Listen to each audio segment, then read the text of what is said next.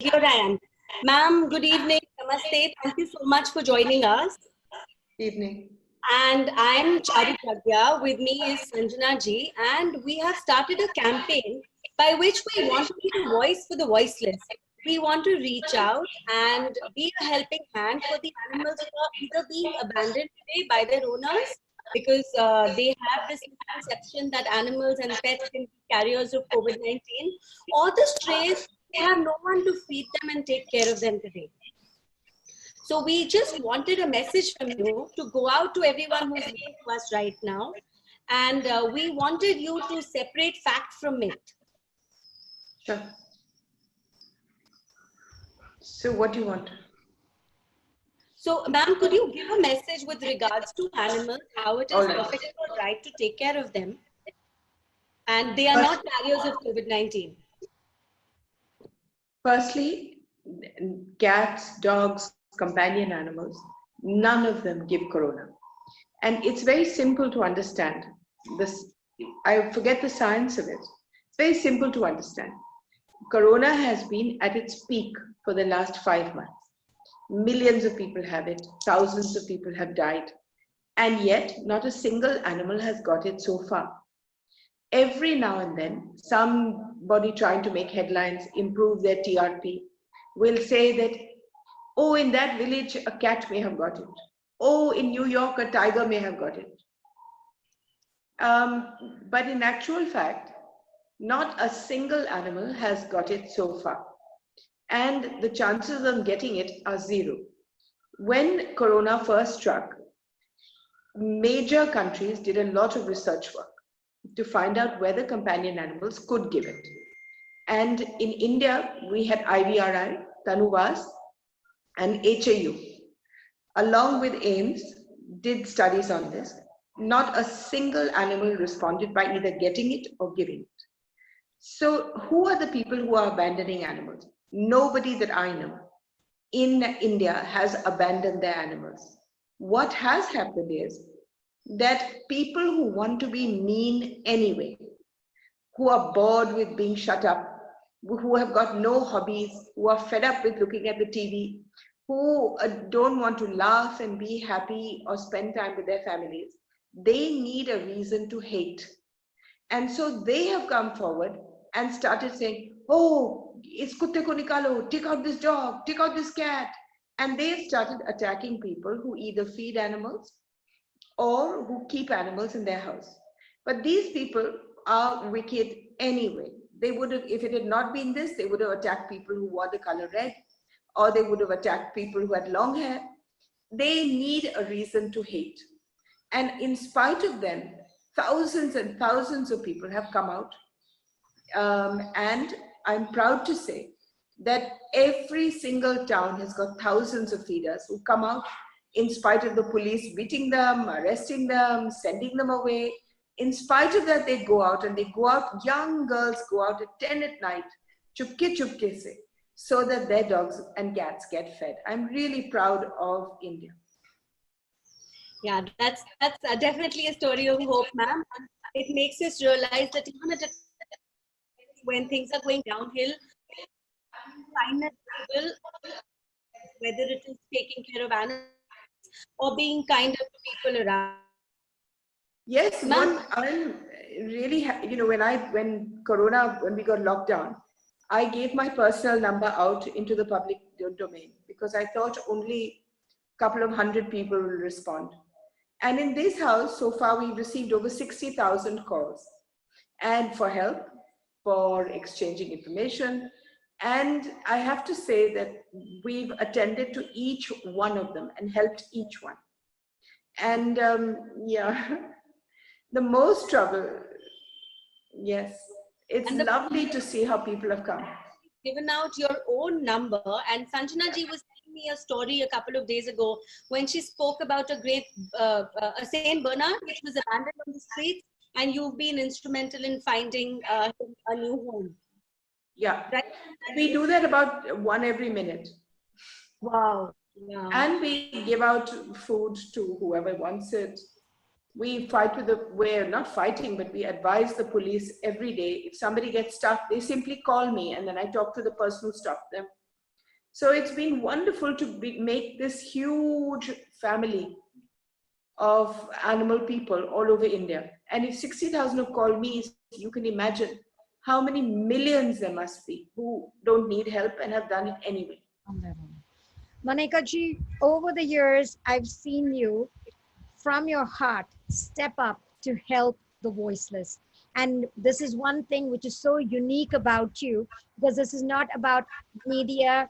And you truly believe that people should stop being evil and condemn the ones who actually harm them.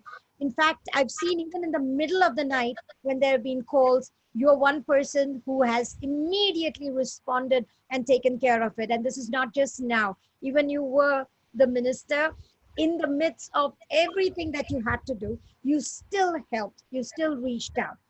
Right now, like you said, there are thousands of young people, old people, humane. I mean, I think the people who are real human beings, they are the ones who feel the passion and compassion and go out to help them.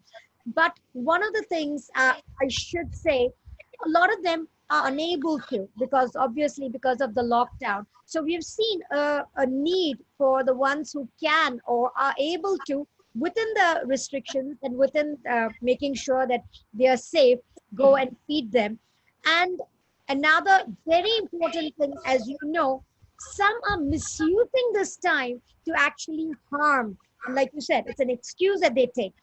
Going forward, what do you think is the best way for people who are there, who want to reach out, who can actually protect them? Because calling the cops all the time is not easy if there is an issue. How do you foresee the young feeders and people who want to reach out and feed them? How do you feel they can help? No, during this time, the RWAs, or what we call the society organizations, have been more than unusually wicked.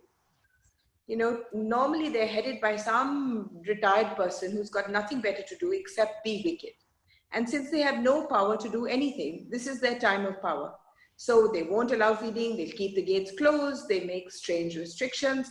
Now, they won in Bangalore a particular case yesterday of some old retired literal fool who opens the front gate to feed animals but will not open the back gate for security reasons. So I mean, they just wickedness personified. But what I would advise is, you know, what happens is people with hate in their hearts are usually much more vociferous than people who are compassionate. And the compassionate people get frightened. So I would say two things. One is compassion should give you strength. I don't bow down before anybody, and I never have. It doesn't matter who I am or what I am. And the second thing is, I would suggest that all of us, animal feeders, people who are compassionate, stand for RWA elections, because those are much more important than standing for MP, MLA, and larger ones. Because these wretched RWAs are the ones that have made my heart so sad. Every day I have to fight 8 or 10 of them, every day. And I mean, we always win. They never win because they back down in the face of anybody standing up. You know, these horrible, dirty little people who, you know, old, nothing better to do, they back down immediately. But we need to stand up. Well, recently, I mean, I'm so glad that you addressed that and brought out what was most important for people in their own area to be in a position so that they can help out. As you saw a couple of weeks ago, there was a case in Gurgaon, and I reached out to you, of course, at that point. One of the, I think, corporators' husbands had gone with a truck and, you know, caught a lot of them, and some of them died. It was inhuman the way they had killed some of the strays. But he got pulled up hugely after that. Thank and you. After this is over, he'll go to jail. You know, and I have to say, it was only because of your prompt intervention that happened. Otherwise, nobody else would have been able to. And I think the laws have to be more stringent when it comes to them, because as much as we would love to and want to, I think ultimately it comes down to the legal measures. And I think you're the only one at this point who can actually bring that up more strongly. No, I can't change the law myself because I'm only one of many in this party. It really has to be a thing addressed by the Prime Minister who's watching us go through this. But we have enough laws as it is to protect us. We don't even know how to use the ones we have. So what we really need is somebody who goes on, say, TikTok or Instagram and gives one law a day and tells people how to use it. And it's not just that. For instance, a man we just had in Kirtinagar, where the bureaucrats live, there was a young 16-year-old girl and her mother feeding animals.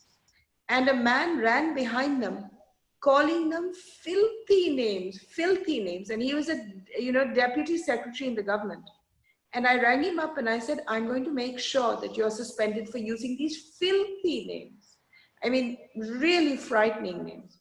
So immediately went to their house, he apologized, he got frightened. But they should have booked him immediately for harassment to women, attempted molestation. It was that bad. We must use other laws because most of the women who get abused, most of the people who get abused are women. You know, if there's a man feeding, they very rarely will do anything. But if it's a woman feeder, they don't stop. There's a man who we've been dealing with today, calls himself a BJP leader.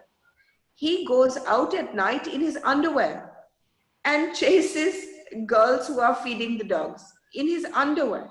So today I spoke to him and I've spoken to his bosses saying that this is not the kind of person we want in the party, a person who wears just kachas and takes a stick and runs around every night. What on earth is he doing running around at night? You know, and the police said, and the other thing is that people who are mean to animals are usually mean to people. You know, I want to say this, and this is something that people should understand. The FBI in America has put animal abuse into their list of heinous crimes.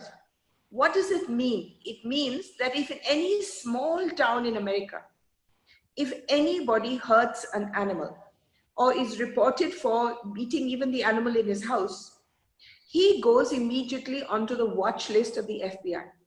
Now, they did this in January 2019. And the reason why they did this is because the sheriffs of the country, you know, there's a committee of sheriffs of all the sheriffs. They demanded it. The Veterinary Association demanded it. The judges of America demanded it. And the reason why is because they said that anybody who commits a crime against animals will go on to commit a crime against humans for sure. Especially women, children, you know, because this is not about animals, it's about power. And if you feel that you're the most helpless person, then you will hit somebody who's even more helpless than you. So they did a study and they found that most people in jail for heinous crimes, crimes with violence, stabbing, attacking, beating, murdering, had all started their illustrious careers by killing animals. So now we have to realize this. It is not a question of somebody coming and hitting an animal. This man who roams around in his underwear, he has also cut down all the trees illegally in his area. He has also stopped children from playing in the park. He goes around to hit children if they play in a common park.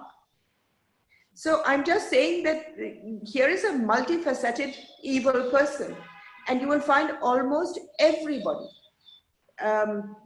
who hurts animals is exactly like that.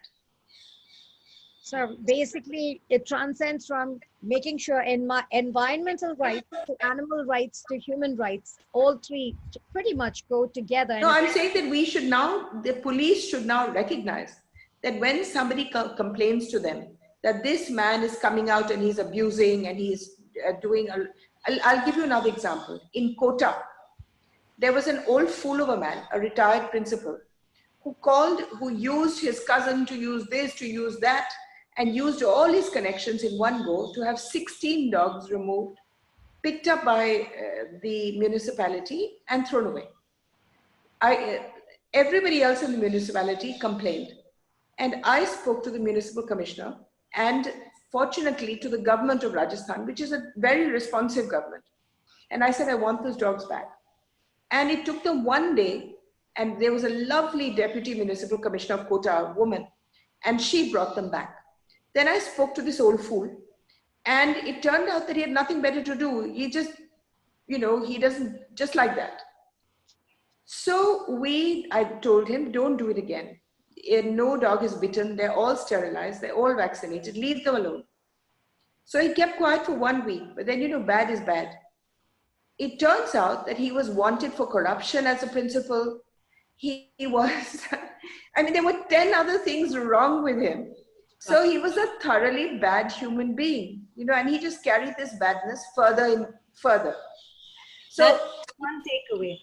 Because I think if a man has darkness inside him, it's going to come out in all sorts of ways. It's going to be, he's going to be brutal against animals, brutal against people. And then we just need to recognize that darkness and you will find he will cheat. If he's selling stuff, he'll cheat in his shop. Yeah. He'll be mean to old ladies. I wouldn't put it past him to suffer some sexual crime. And we need to recognize this very fast. Yes. Absolutely. And ma'am, I have taken some very practical takeaways from what you have been saying. One very important thing is RWA elections. Simple elections around your houses are very, very important because that's how you start to be a change maker. The second most important thing you have said, and which I'm going to take back with me and write about it on my Twitter, is that a dark man is going to be dark to both animals and human beings. And our laws need to recognize that. There should be no distinction between cruelty against a human being and cruelty against an animal. And the third most important thing you have said, which I think we can take off from, and me from the Positive Project and other youngsters around me, I come from the university. I work with Mahajanji, and she is such an animal lover. She has, in the last couple of years, since she has been the chief of BJYM, even now for Feed the Needy, she has made sure to include animals, include strays in the category of Feed the Needy. So we're all out there trying to do our best. But the suggestion you gave of creating videos, going on TikTok, going on Instagram, putting it on our Facebooks and explaining how one situation can be dealt with outside just the laws that deal with animal laws. We have to make it bigger, more stringent, and more difficult for these culprits to get out of it so easily with just a small little fine. No, use the laws of harassment, use intimidation, use threat, use the laws of blackmail, use attempt to murder. Yeah, absolutely, ma'am.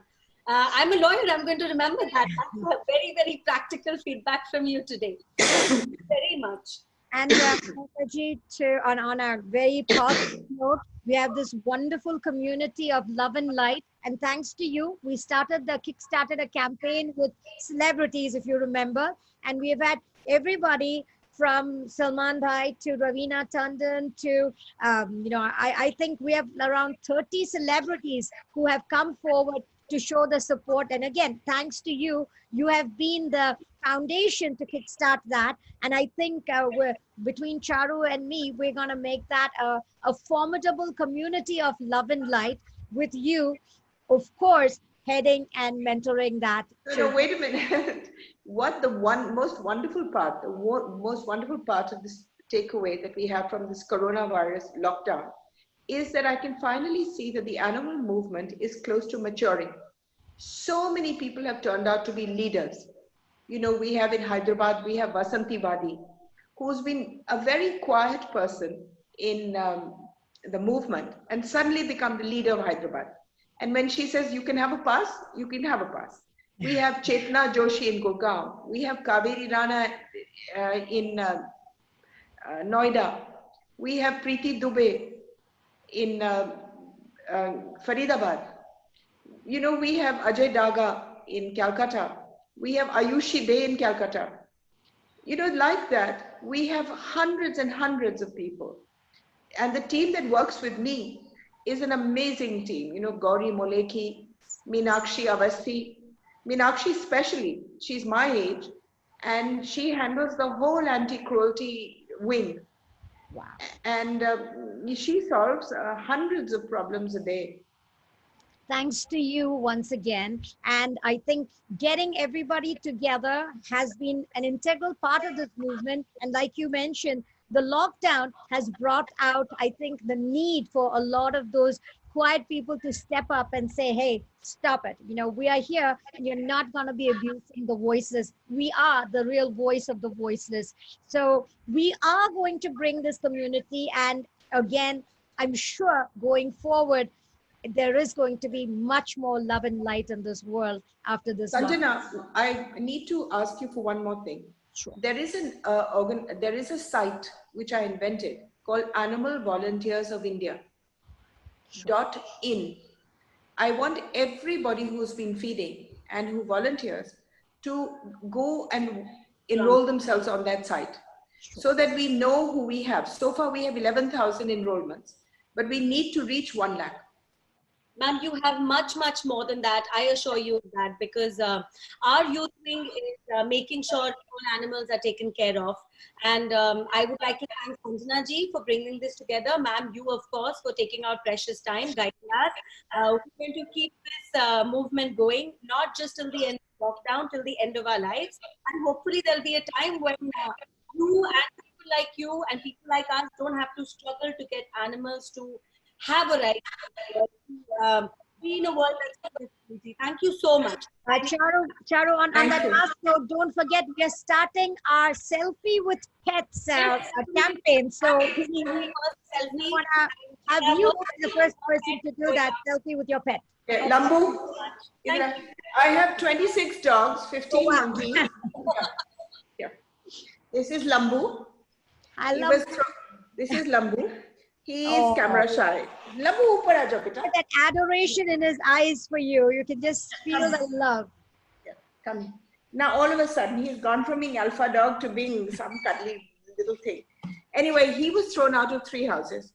So now he is top dog here. This was wonderful, Bye-bye. ma'am. Thank you. It Well, went on. bye. Thank you.